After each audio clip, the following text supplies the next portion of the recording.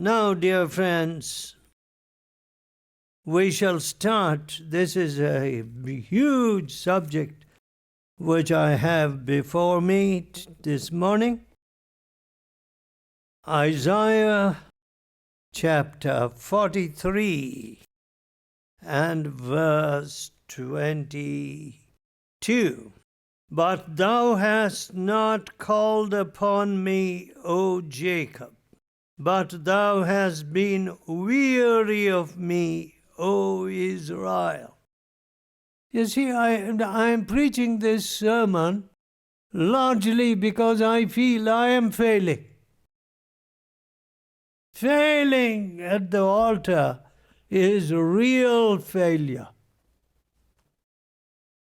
There's no failure comparable to that failure. Where you meet with the Lord and you intercede for others, and you have no such place in your life. You know, where do people put a TV? In almost any hotel room now, prominently. One of the first things that hotel boys do is walk into the room ahead of you, open the room, put your baggage, and turn the TV on. They want the great communicator to be talking to you. I say, turn it off. Yes, you want to put it where you see it or you hear it. So, my dear friends, we see the ultimate altar. What is the ultimate altar? The cross.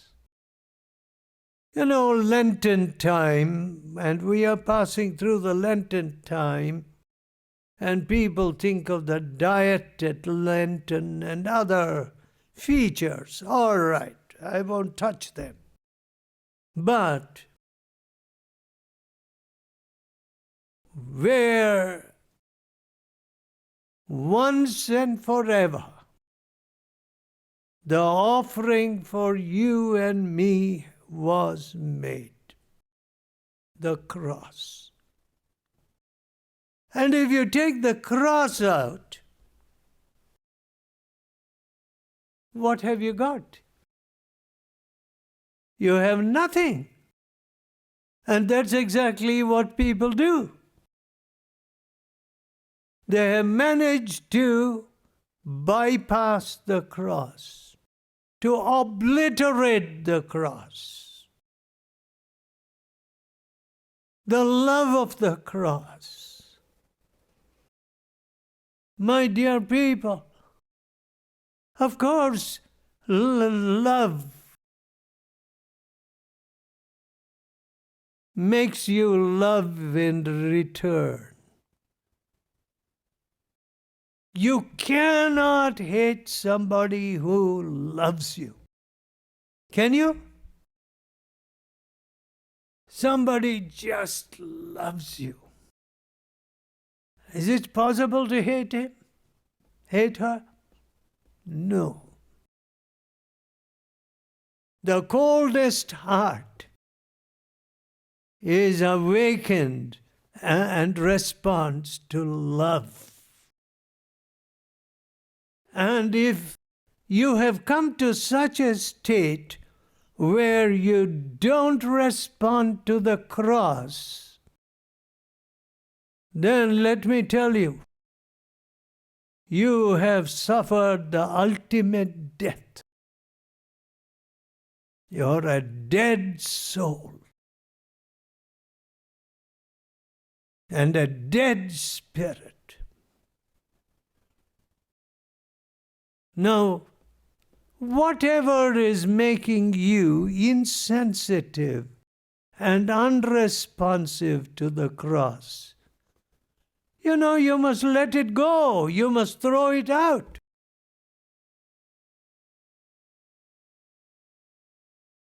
You're only doing yourself a great favor. You're rescuing yourself.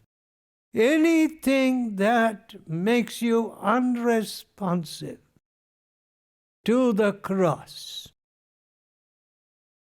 and the altar is not there in response.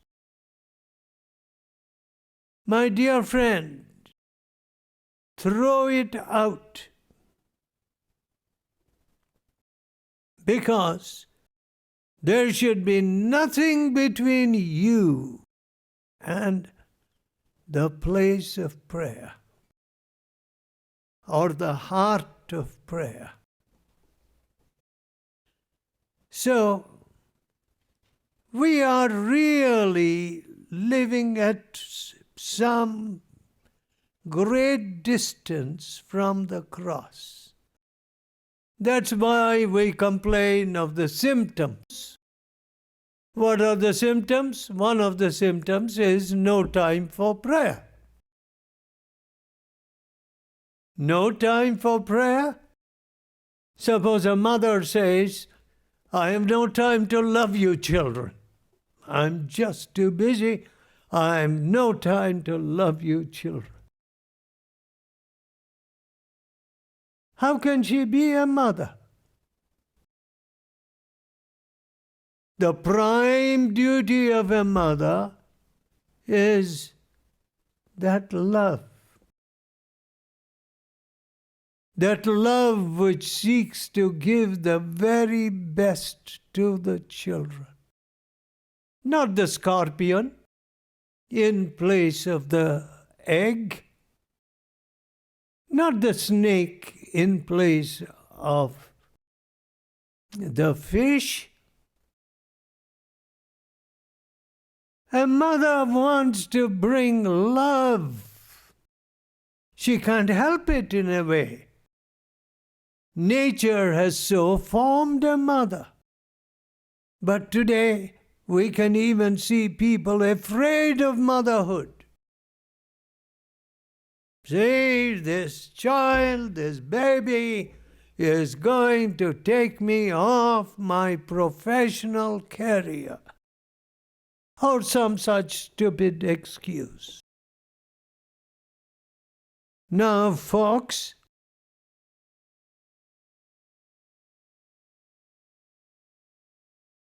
the ultimate altar, the cross, is it in place in your life? In 1 Kings 18 and verse 30, you see the repairing of that altar. There is a time when an altar needs to be repaired. So, how did Elijah find the altar of the Lord? Verse 30. 1 Kings 18 and verse 30. Elijah said unto all the people, Come near unto me. And all the people came near unto him. And he repaired the altar of the Lord that was broken down. So they had, in the midst of all their idolatry, they had no use for the altar of God. And it was broken down. And before Elijah could prove the living God to that idolatrous nation, he needed that altar. See, my dear friends, we may be full of good intentions, great plans. We have some noble ideas, but we are not able to turn them into real fruitful results. Why is that? There's no altar. The broken altar is not repaired. So, your great thoughts or your great plans, as I worked with young people all my life, this is what I found. Some of them had great ideals, great thoughts. But the years went by, and today, when they are on the brink of the grave, they haven't got anything really accomplished. They had great thoughts, but there was no real altar to back up those thoughts. So people are full of great ideas. And every now and again, somebody comes up with a new idea. Some wonderful idea.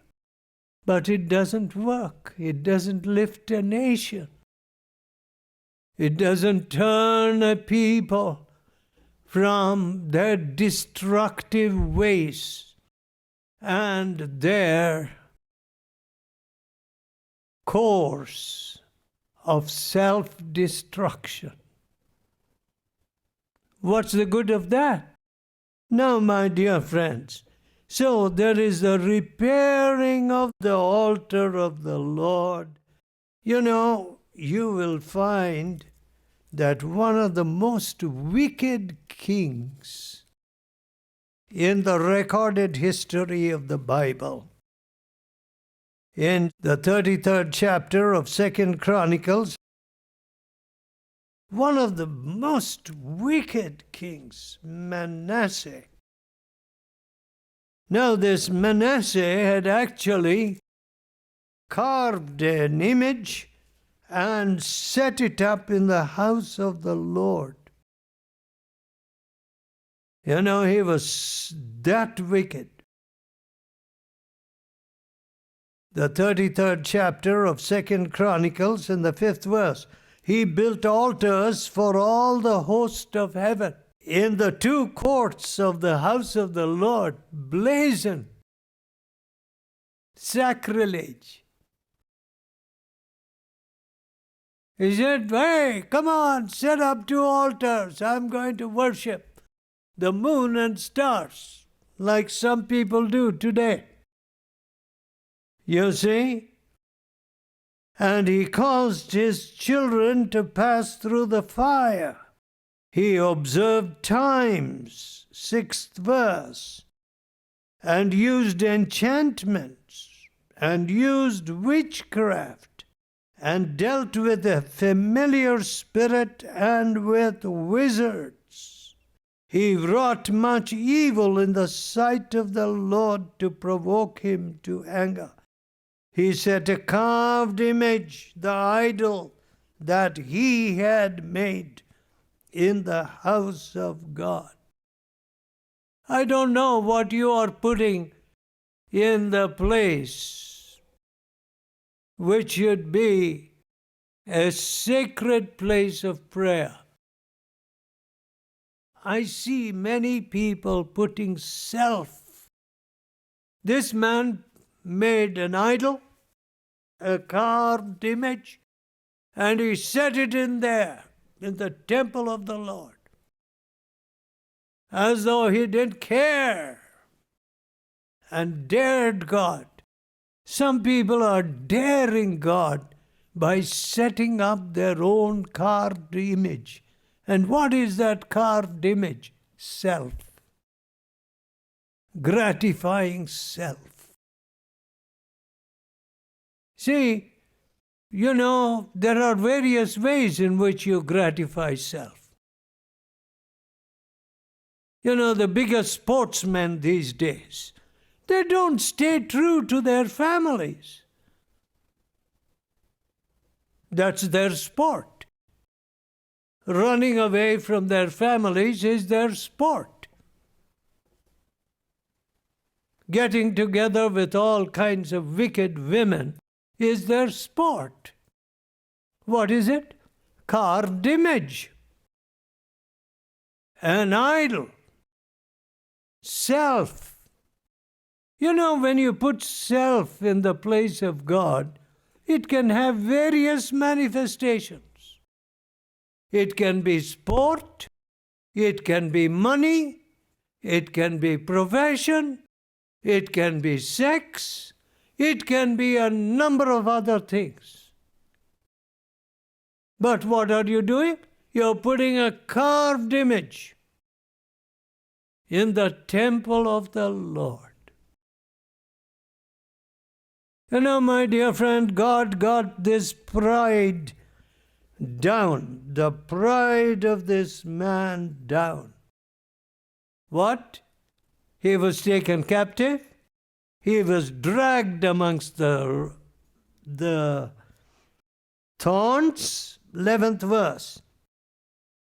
Wherefore the Lord brought upon him the captains of the host of the king of Assyria, which took Manasseh among the thorns, and bound him with fetters, and carried him to Babylon. And when he was in affliction, he besought the Lord his God, and humbled himself greatly before the God of his fathers. He needed a right altar. And though he threw it out of his house, out of his life, yet there came the time when he said, I have no one else to turn to except the living God. One of the most wicked on record in the Bible, Manasseh. He humbled himself greatly. So, my dear friends, we must not despair of those who are too proud. You know, they appear too proud and self-sufficient. They scoff at the things of God. They call it waste of time, going to retreats, and so on. But we should not lose heart. You know, folks, we should not lose heart. God has a way of bringing them to book. And here, God brought this man to book. And he humbled himself greatly before the God of his fathers, and prayed unto him. 13th verse. And God is so merciful. He was entreated of him, and heard his supplication, and brought him again to Jerusalem into his kingdom. Then Manasseh knew that the Lord, he was God. And what did he do immediately? He took away, the 15th verse, the strange gods and the idol out of the house of the Lord. And all the altars that he had built in the mount of the house of the Lord in Jerusalem, and cast them out of the city. That's it. All those false altars must go. He cast them out of the city. You know, when there isn't the true altar of prayer, you will get these false altars. There are so many things that make demands upon you, upon your talents, upon your resources. And, you know, those are real altars of the devil. And they have to be thrown out. He threw them out of the city. 16th verse, and he repaired the altar of the Lord. You know, it takes some doing, you know. I am going to repair the altar of the Lord. There's going to be a time when I'm going to meet him. That is, I will set aside a time You know, if I had not set aside that evening hour for God, I would have just been a talker, a vain talker all my life. I had great thoughts, great ideas, but no implementation. I believe in implementation. I don't believe in all kinds of fanciful ideas and thoughts that cannot be executed. So, if I had only neglected that time, I used to come back so tired from a match, a cricket match. All through the day, you stand in the sun, or a tennis match. I used to come back so tired, but I would never miss that time of prayer. I would go alone and pray. The altars have to be repaired, my friends, if we are going to get anything done in our short lives. And desolate altars. I can't spend much time with that. Ezekiel 6:6, the altar shall be desolate. Desolate.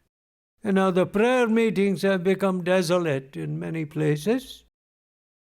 And that is the next thing that happens. The church becomes empty. The blessing stops. The nation begins to go on a nosedive. These are all consequences. No altar.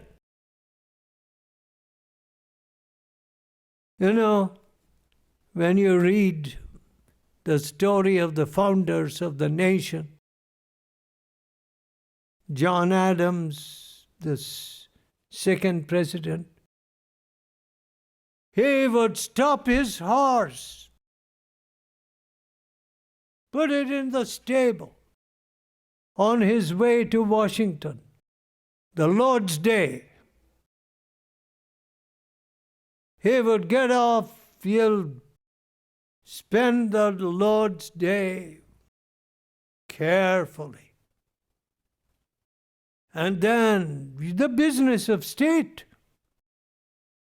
He had to ride a very long way through the snows. You see, and that at a time of battle. When British forces were closing in. But he would stick to the Lord's Day. My dear people, those were men to whom the altar meant something. And today, if we try to bypass the altar, we are finished.